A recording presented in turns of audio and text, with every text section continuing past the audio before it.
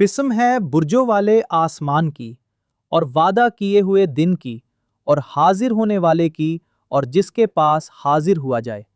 गढ़े वालों पर लानत हुई, उस आग वाले गढ़े पर जब वो उसके किनारे बैठे थे और जो कुछ वो अहले ईमान के साथ कर रहे थे उसे देख रहे थे और उनसे सिर्फ यही इंतकाम लिया कि वो अल्लाह पर ईमान लाए थे जो ज़बरदस्त तारीफ वाला है, जिसके लिए आसमानों और ज़मीन की बादशाही है और अल्लाह हर चीज़ पर गवाह है।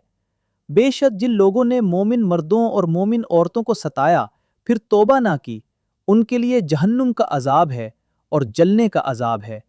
बेशक जो ईमान लाए और नेक अमल किए, उनके लिए बाग हैं जिनके नीचे नहरें बहती हैं, यही बड़ी कामयाबी है।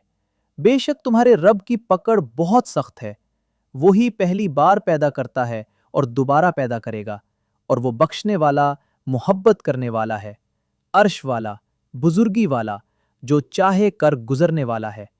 क्या तुम्हें लश्करों की खबर पहुंची है, फिरऔन और समूद की? बल्कि काफिर जुटलाने में लगे हुए हैं और अल्लाह उन्हें हर तरफ से घेरे हुए है।